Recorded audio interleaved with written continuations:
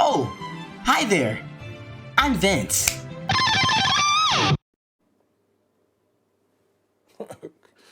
Okay. And today we are back with another reaction. Today we're right into the Project X effect. Now, I'm gonna be 100% honest with y'all. I have no clue what the Project effect is at all. Wow. But, as you know,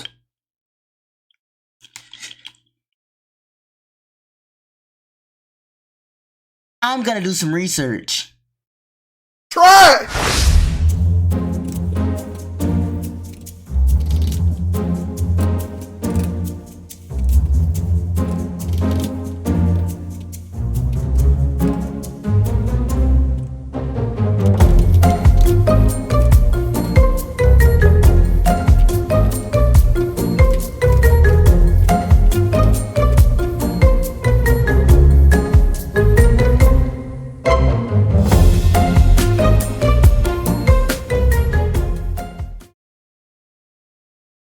The largest high school party ever consists of huge amounts of drinking, girls, oh my goodness, music, ninja security guards, and ekastasi? Ekastasi? Huh? What is that? Oh! Well, after countless minutes of extensive research done by me, I have come to the conclusion that I don't know what this is. I have no clue what Project X means. It's some type of party, some type of movie. I'm confused. I didn't spend hours on the computer talking about what is this. I need to find something. I couldn't find nothing. I didn't want to look dumb, but I look even dumber. Why am I doing this? I don't know. Bruh. So we finna get into this video and take a look into the Project X effect. So let's get into it. Let's go. What was the greatest night of your life? If you are over 21, it could be the night you met your partner, the night you had your first child, or some other mature and understandable life moment. If you are under 21, it was probably the night you went to the craziest house party with unlimited drinks. What if you're 21 exactly? And how they under 21 ain't getting these drinks? Oh! Like, I'm not a snitch or anything, but I will tell the police. What? Girls going wild, the perfect music playing, a car crashing into the pool, the SWAT team pulling up with a helicopter watching from above, then nearly the entire town catching on fire. Oh my god! Okay, you caught me. I just described the plot of Project X. It was just a movie. That didn't actually happen. I did see this! Except it did. The story of how life imitates Hollywood with disastrous results. It's a wildly popular movie about an out-of-control teen party full of boozing, drugs, and big-ticket destruction. The movie characters get away with just a hangover, but for real-life teens copying these parties this spring break, the consequences are far more serious. Dang. After the movie Project X released, it inspired chaos all around the world, leading to some of the most out-of-control and occasionally deadly parties. Still to this day, young people attempt to live this fantasy by throwing Project X parties. But to understand the deep-seated obsession American teens have with this film, we must first analyze the four-step process that Project X took to manipulate their strategy on the big. And hold on, I'm not gonna lie.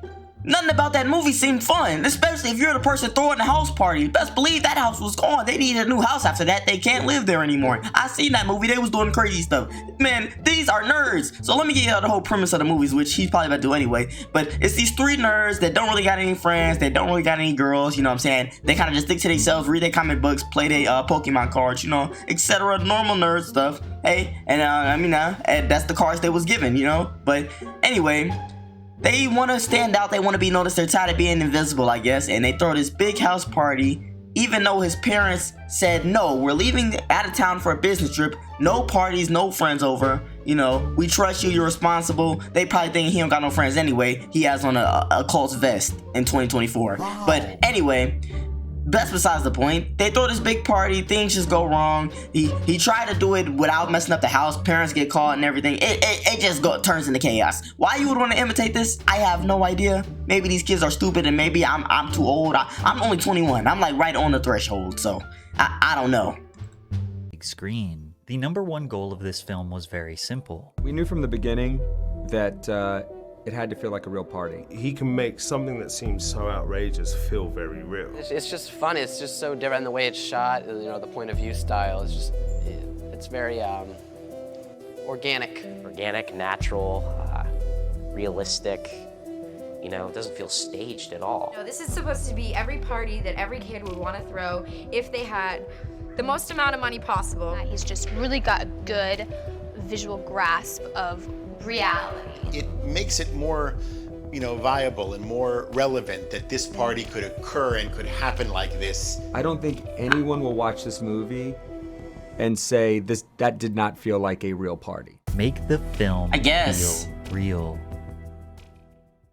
Step 1. Hire an all-star production team. Joel Silver, executive producer, also produced Die Hard and The Matrix. Ooh. Marty Ewing, executive producer, also produced Blades of Glory and Holes. Bangers! Todd Phillips, producer, basically worked on tons of legendary party movies of the early 2000s like Road Trip, Old School, and The Hangover. But another creative touch was hiring director Nima Nurazada, who had no feature film experience but created an iconic Adidas house party commercial in 2008 that looks exactly like what Project X would become. Nima's area of expertise was actually in music videos. Since the music and chaotic party scenes became such a memorable part of the movie, it makes sense that an experienced music video director was the reason why they looked and felt so damn good. Despite everyone behind the scenes being seasoned cinema veterans, on screen they wanted the cast to be nobodies. But before we get into step 2, a quick word from today. One thing I will say is, it didn't seem like something black people do. I'm just gonna throw it out there. Call it what you want to, but I can't see us doing this. I'm not gonna lie though, the party did look fun just to be a bystander there. But, to throw the party myself, I don't know about that. I'm not gonna lie, white people, I applaud you. It seemed fun. Step 2. Hire a relatable cast. Casting no-name talent was risky. As we all know, hiring A-list actors is one of the most effective ways to market a movie. However, there is a slight barrier with famous actors where their characters are hard to separate from their real-life personality or from a previous role that you always associate them with. The fact that nobody knew the cast was what allowed viewers to feel like they were just some teenagers with a camera. The 3 main characters in Project X look like your regular, unspectacular high school kids. They aren't necessarily nerds, but rather anonymous, almost invisible. They were That's what makes nerds. them feel so relatable. They sort of blend in, just like most of the people you went to high school with. Even the high school they filmed in is depressing, outdated, and prison-like, which is extremely accurate to American schools. To find inexperienced actors, the casting directors created My high school was fun, I'm not gonna lie, but I went to college prep, so it kind of felt like college. open auditions on the website projectxopencall.com. The header on the site let people know the movie was created by the same producer as The Hangover, which was a $277 million box office smash hit. They were asked to submit a 3-minute audition video with the following guidelines. Tell us your most embarrassing story. Tell us your craziest party story. Tell us about your riskiest or most daring thing you've ever done. If you wanted to impress someone at a club, show us how you would dance, or show us the one thing that you do that makes your friends laugh. After sifting through tens of thousands of submissions, they were able to discover one of their leads, Jonathan Daniel Brown, otherwise known as JB. The other 2 leads, Thomas Mann and Oliver Cooper, were found through traditional casting. Thomas had acted in 1 movie previously, and Oliver had no previous acting experience, which is surprising because many people felt that his performance carried the energy throughout the film. What up, my lovely females? This is your boy Costa, your host for the evening. Behind me is Thomas Cub's house. Today is Thomas Cub's birthday. And this is Project X. It's also worth mentioning that the trio does kind of resemble the cast of Superbad, not just the way they looked, but even their characteristics. This was likely intentional as well. As mentioned before, these actors were no-names in Hollywood, so casting people that looked or felt like the Superbad crew, which was made just a few years before and already secured a legacy as one of the most accurate depictions of high school Americans in cinema, was definitely a big-brain decision. There also was a 4th member of the crew. His name was Dax, otherwise known as Dax Flame on YouTube. Another possible marketing strategy, as Dax had a large subscriber base of likely the target audience for this film, plus his character ties perfectly into Step 3. Step 3. Film like an amateur. Dax was the man behind the camera. In the beginning of the movie, you learn that he is filming a home video of this party they're throwing for Thomas's birthday. So when you see shaky transitions between scenes, or characters not being perfectly in the frame, or the quality and focus of the I love movies like that are like, it's like, get it out. I don't know how to explain it. It's filmed inside of another film, like, if that makes sense. I love movies like that. They have like it's filmed like on a camera, not like 3,000 cameras with super high quality production. I don't know. I just like that type of feel. It just feels more real, like you actually there. footage varying in every shot, it helps sell the idea that this entire thing is just a home video. Dax was also a bit of an amateur filmmaker in real life, adding another layer of authenticity. This film style is commonly referred to as found footage, which created perhaps the most realistic component of all. Some of the footage that made it into the film was just one of the random extras holding a phone and filming what was going on. The production crew passed out camera phones, Blackberries, and handycams to the partygoers. Their vision being if a party this wild actually happened, many of the attendees would pull out their phones and film the chaos. The production crew thought it would be extremely difficult to manage this many extras. With 200 to 500 people showing up daily, how would they track the phones? How would they make sure the same people are coming back every night? But they saw the opposite result. The extras were extremely cooperative and didn't even want to leave. Keep in mind, this movie was filmed for 25 nights in a row, and they didn't just stage a party, they were partying. There technically was no downtime. While the production team was organizing the next scene, they still had a DJ playing music. People were dancing, swimming in the pool for 25 days. Again, some of the footage you see in the film wasn't even staged. It was just the extras filming themselves actually partying. And what is a party? How do extras, okay, so these are just background characters. How do you party with randoms and be like, oh, I'm having a good time? I don't know, maybe I'm just weird and like antisocial, but I can't see myself going to a party by myself and then, you know, making a bunch of friends and be like, hey, yeah, we're at a party. Let's kick it next week. Nah, that ain't me. Without the music. Step 4. Create the perfect soundtrack. The first song you hear in the movie is We Want Some Party by 2 Live Crew. Does it get any more lit than that? This film is jam-packed full of music. It basically never stops because, well, when does music ever stop at a party? The music supervisor hired for this film was Gabe Hilfer, who creates soundtracks on roughly 5 to 7 major films every year. He's an expert, so when they told him the goal was to make it realistic, he executed perfectly. When he was asked about his vision for the soundtrack, he mentioned 2 major goals. One was to keep it authentic and make it feel like what these kids might really be listening to. And then 2 was to escalate the party and get into the heads of the kids and bridge the gaps between what they're listening to and the emotional feelings you're looking to have the audience feel as well. However, it's not exactly a versatile soundtrack. It's mostly hip-hop bangers that were released in the early 2010s like Trouble on My Mind by Pusha T and Blow Up by J. Cole, mixed in with classics like The Next Episode by Dre and Snoop, as well as Nasty by Nas. But there are 2 EDM remixes that have been cemented in history as the Songs of Project X. Any party that existed after this film was released would not be complete if these 2 songs were not played. What songs? Pursuit of Happiness, the Steve Aoki remix, and Heads Will Roll, the A-Track remix. These songs were strategically placed at a moment where the producers wanted to fully immerse the viewer into the climax of the night. At these moments, the plot doesn't matter. There is no dialogue. You're basically just watching a music video. These songs would go on to represent when your buzz is perfect, or your high is in the manageable. What are they doing? The Heads Will Roll remix helped put DJ and producer A-Track in the spotlight. He immediately started booking larger venues and tours. Funny enough, he never made any money from the song. That Project X money must have stayed for Oh, no, I make nothing on Heads Will Roll. That's a flat fee, remix fee. I got paid a very small amount in 2009. You know, how many shows did he get on? Yeah, Exactly.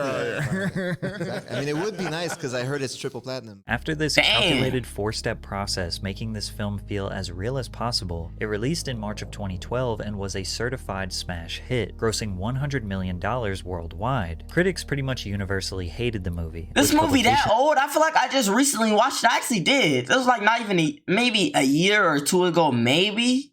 Like, you know how Netflix movies be popping up and you just press it. It was one of those, and I just clicked on it like, I need something to put on while I'm folding my clothes or something. And it was actually pretty good. I didn't know that was 2012 though. Like NPR calling it a nasty, nasty piece of work. However, there was a point brought up by many critics that was definitely true, and they kind of predicted the future. Todd McCarthy from The Hollywood Reporter wrote, "The wrap-up does not spare the boys, and Thomas in particular, of life-changing consequences for their delinquency, but a certain self-justifying feel-good impulse compels the filmmakers to imply that, even if they do nothing further of note in their lives, they'll always have this." And Patrick Gamble from Cineview had a very similar opinion. What's most repugnant about Project X is its utter lack of moral consciousness, with the overriding message being that such disregard for property and community deserves little more than a slap on the wrist. It's a movie. At first glance, these reviews come off as old people yelling at teenagers for having fun, but they are accurate here. After the SWAT team comes in, the town catches on fire, and everyone escapes the party running for their lives, the trio get abundant news coverage, become legends at their high school, resulting in a standing ovation from classmates. Thomas is still able to get the girl that loves him, and they show just a quick still of the consequences he faced, which were disturbing the peace, contributing to the delinquency of minors, and inciting a riot. Despite this, The Costa minor is invited charges. onto the news to promote his next party. Would you like to apologize? I got a better idea. How about I invite you to my next party? What? Yeah, you heard me, sugar. So is it crazy to think that a movie depicting in the most realistic way possible an epic party where the host ends up as a legend who gets the girl and a little slap on the wrist would inspire teenagers all around the world to do the same thing? Yeah, If you but said no, do y'all think people think about that when making movies? Do you think filmmakers think, okay, let me make this movie so where it won't inspire the youth, it won't make people want to do this once I'm done making it? Do you think they think about that? No, I think they think about, all right, what's going to be the most entertaining? What's going to keep people looking at the screen the longest? What's going to do this? What's going to do that? They're not thinking about these after effects. Like, they just trying to make a movie. And I think, hey, kudos. You know what I'm saying? These kids are idiots. 18 years old. I feel like that's about the age you start doing this. I don't know. But I feel like at that point, you too old to be trying to mimic this. it's just a movie, and everyone knows it's fake. You'd be wrong. It didn't happen once, not twice, but so many times I can't even tell you about all of them in this video. These are But here idiots. some of the craziest ones. Now, it's been widely speculated that Project X is inspired by an infamous party thrown by 16-year-old Australian Corey Worthington, but this speculation has actually been denied by the producers and cast. Because it's based on real people, like that Aussie guy, that Corey Worthington. Not really. I mean, it's kind of. No, this is really. I mean, This is different. On January 12th, 2008, Corey Worthington learned his parents were going on vacation to celebrate the new year, so he hatched a plan to throw a party while he had the house to himself. Corey and his friends started to advertise the party on their MySpace and Facebook when the word spread like wildfire. MySpace? The party was meant to be a small gathering, but soon turned into a full-blown rager. More than 500 people showed up, and the crowd was so large the party spilled out into the street. The crowd got out of Dang. control, and people started to throw glass and bricks and break neighbors' mailboxes. Now that is the dumbest thing I've ever seen. We're at a party. Why are we throwing bricks and breaking other people's stuff? Like, there's no like, what? Why would we even do that? Did we buy that? No, I don't think so. I didn't pay for that, and I'm not going to pay for that if they catch me. I won't be throwing anything. What's wrong with these people? Why are they throwing bricks at glass? It's gonna break. Like, see, that's why you can't invite randoms to your house. These people be crazy. There were hundreds of kids causing destruction for no reason. Exactly. The first police unit backed off until they were reinforced by a helicopter, dogs, and more well-equipped officers. After a few hours, police finally got the crowd to disperse. This made national headlines in Australia, but what made it so iconic was Corey's image and attitude when being interviewed on A Current Affair Australia. Take off your glasses and apologise to us. I'll say sorry, but I'm not taking off my glasses. But what would you say to other kids who were thinking of partying when their parents are out of town? Get me to do it for you. Get you to do it for you. Not don't do it. Nah, get me to do it for you. Best party ever so far. That's what everyone's been saying, so... Maybe the Project X producers denied Corey as being the inspiration because it would look like they approve of this behavior. Because it only took a few days after the film's release for a Project X-inspired party to turn deadly. On March 14th, 2012, just 13 days after the film's initial release, 1,000 high school and college-age students in Houston, Texas attempted to recreate the events of Project X, but it turned deadly. It was being advertised as a foam party with promises of free alcohol and drugs. Oh my Women who wore God. bathing suits were granted free entry to the party, according to the flyer. Around 12:30 a.m., police responded to a noise disturbance at a foreclosed mansion in southern Houston. Upon arrival, they encountered hundreds and hundreds of teenagers scattered all. Alright, hear me out. How do y'all feel about people that file noise complaints? Is that a Karen or no? I'm not gonna lie. If they celebrating something, it's just they got their little family over and it's not super big, it's not 3,000 people outside. Okay, cool. I might not call the police. Actually, I'm not gonna call the police regardless, but I feel like, you know, in that certain scenario, it may be justified to call the police if, you know what I'm saying, you scared for your life and they breaking stuff. Okay, cool. But if they got their family over here, it's like 30 people and they got the music maybe a little loud and everybody's talking and chattering and having fun. It's the weekend, it's Saturday, you don't have work tomorrow, and you call a noise complaint? I think that's kind of weird. I'm not gonna lie. You might be a Karen, but let me know how y'all feel in the comments. All all over the property, using drugs and drinking illegally. Doing what needed to be done to keep everyone safe, police had to break up the party and started dispersing the crowd. As people made their way off the property, tensions escalated, leading to an eruption of gunfire, which tragically killed 18-year-old Ryan Spikes. Witnesses of the murder later said, "Kids took to the streets, but the parking lot was overpacked so you couldn't get out. It was just people in the actual street. They got into arguments and started shooting each other." Ignorant. Another witness to the killing had this to say: "The gunman was just walking, and he pulled out a gun and started shooting, like for no reason. He shot the boy in the back of the head and he fell on the ground. He started shooting at the crowds, but then he ran through the field. Why? Police chased the shooter through the field and into the woods, but lost him in the dark. After 4 months of a relentless investigation, they finally found the gunman. 22-year-old John Gibbs was arrested and charged with second-degree murder." He's Crazy an enough, there was idiot. another Project X party in the Second same city. degree? Second degree? What was their case? He was impaired? No, that's first degree, in my opinion. Just 4 days before. 13 teenagers who planned the party broke into a brand new $500,000 home that was recently built, which they What? used to host an absolutely massive 2,000-person party. During the party, the insane crowd broke nearly every window in the home, put holes in almost every wall, ripped doors completely off the hinges, Why? and left empty bottles of liquor everywhere. Among the bottles, sheetrock was across the floor mixed with the glass. All of this destruction managed to cause a grand total of $100,000 in damages. Who's paying for The building that? owner compared it to being hit by a tornado. What's mostly crazy about this particular party is that the host may have gotten away with it if it wasn't for a private investigator named Mark Stevens. Mark Stevens was hired by the builder of the home that was destroyed to investigate who threw the damaging party. When asked about the incident, he said, "Look at what happened here. The parallels are just uncanny. It was a copycat. They did everything they saw in the movie." The day after the party, Mark came back to the home to investigate, and at the time, Mark noticed another empty mansion down the street was having a party. Suspecting it was the same host, Mark called the police, and the group of 13 responsible for setting up the original party were taken into custody. When You get away with something. That's one thing I never understood. I know I'm pausing a lot, but just hear me out. You get away with something and then you proceed to do it again next week, next door? Are you stupid? Are you dumb? Think about your... Oh my God, these people are idiots. These people are idiots. These people, I feel like they'd be asking to get called. Look at them. Look, hey, what I said in the beginning. You don't see no black people here, but I'm just gonna say that off the rip. But anyway, like, they don't care. They have no fear of consequences. These kids are crazy.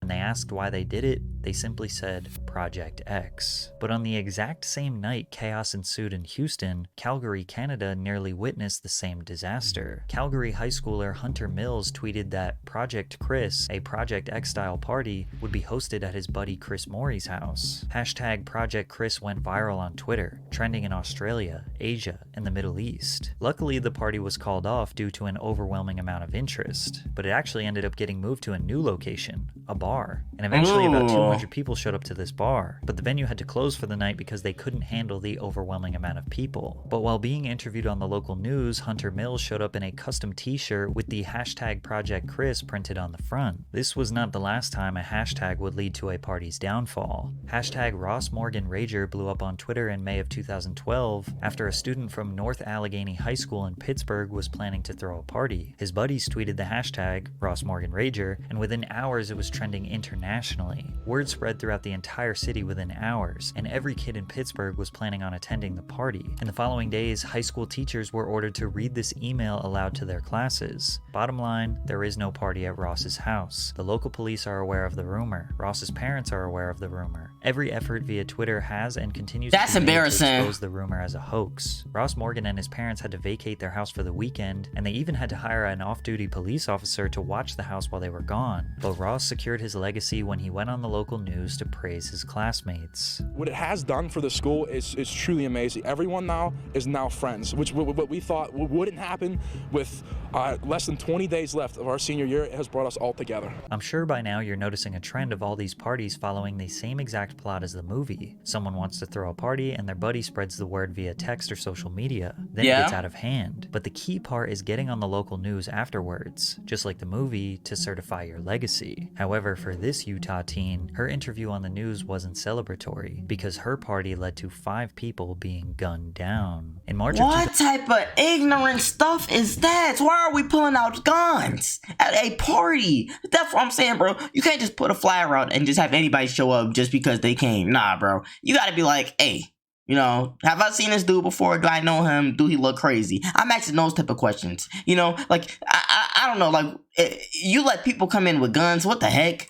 2012, 16-year-old Destiny McCubbin's parents were going out of town and she decided to take the opportunity to host a party. She was quoted saying she wanted the party to be like Project X. The North Salt Lake City, Utah teen said goodbye to her parents on Friday night, and she invited around 50 people to her house. Then 170 showed up. Neighbors complained, but only asking her to keep the noise down. Little did Destiny know, members of the Norteños gang showed up at her party. Their rivals, the Eastside Longos, heard the Norteños were at the party and decided to confront them. Destiny tried her best to prevent the situation from escalating, and when she opened the front door to ask them to leave, things nearly got deadly. And as soon as I opened the door, they just started shooting. This guy just started shooting and it hit me in the foot. As Destiny sat on the floor bleeding profusely from her foot, she said, "I was just in shock. I couldn't believe what was going on. And everybody was running. It was all my fault. I shouldn't have thrown this stupid party." 3 of the victims were treated at the hospital and released shortly afterwards, but a 4th person was more seriously injured. Evan Ward, a 19-year-old, was shot in the throat but miraculously survived. Oh my God. A month later, Clearfield City Police announced that they had arrested 2 shooters, 19-year-old Mark Anthony Pisana, a 19 gang member, and a 15-year-old boy who was a Eastside Longos gang member. However, and 15, dude, that's one thing I hate about gangs. They not even trying to shoot their specific targets. I'm not in the gang life. Why am I at risk of being shot? Y'all go meet up at a field or something and do some quick draw, like it was old Western times or something, and fight it out like that, bro. Like, you just don't shoot at a crowd of people. I saw this video on Twitter the other day. It was these kids outside in their front yard, like they was in the hood, and this car drove past and just started shooting. And didn't care who they hit, didn't care if they hit a kid or what. These kids had to be no older than 7 years old. It was like 7, 5, and maybe 4. Like, and they just ran when they heard the gun noises inside. Like, how are you shooting at kids, bro? That's not gangster to me. That's not, honestly, you seem like a little girl.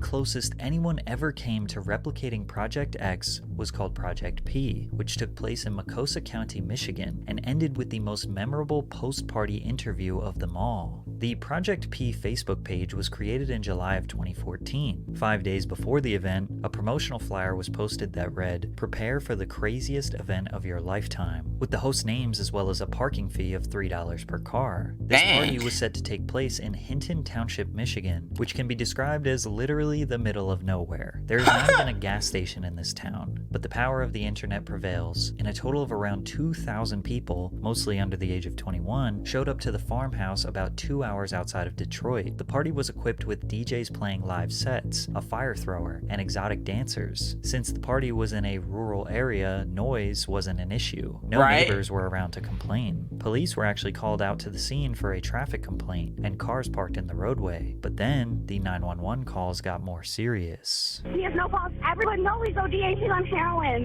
Heroin? I have no idea who this guy is. We just talked to somebody that's having a heroin overdose, and they're putting him in a vehicle and taking him out.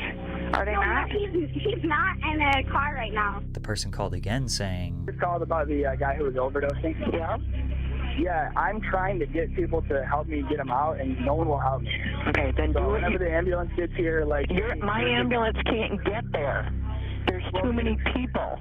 Unfortunately, the dispatcher couldn't even help them. Although it's easy to criticize law enforcement and public safety officers, you can't. A remote town like this is not equipped with the resources to service this many people, and the road being blocked just made it that much harder. After the event, 6 people had to be hospitalized from drug and alcohol overdoses, and 1 man broke his neck after falling off a roof. Oh my God. Get any worse, there was a report of 4 men carrying off 1 girl and taking turns assaulting her. Police arrested 3 of the organizers named Daniel Mincer, the birthday boy, Brittany Johnson, the social media promoter, and James Taylor. Arrested them? But what happened to the dudes that were doing the assaulting? Like, what's going on? Why? I mean, I guess we can go for the main culprits. I guess they threw the party, but I don't know. Dude, first of all, why are y'all doing heroin? Oh! Heroin? That is a real drug. You are in high school. Mommy bought your shoes. Mommy bought your car. Mommy bought your clothes you got on your back, and you're doing heroin. How did you even get that? What's wrong with you? I ain't gonna lie. People are weird. People are weird, bro. Like, what the heck? Like, 18 doing heroin, that is wild. Any age doing heroin, you're a crackhead. What? Like, I don't know. Honestly, don't know. That is wild. And then you got the people, he was on the roof and broke his neck. You got on the roof drunk. Is this dude the idiot? Like, I don't know. I can't. I'm trying to understand these people. I really can't.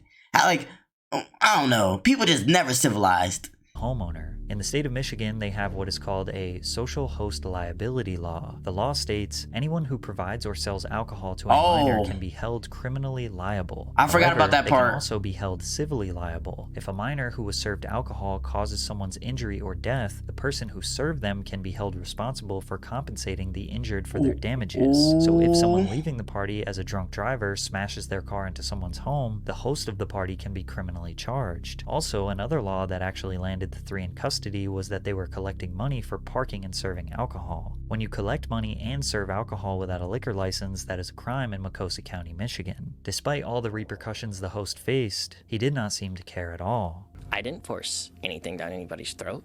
I didn't make anybody stay here until 7 a.m. or 11 or whenever it is everybody finally left.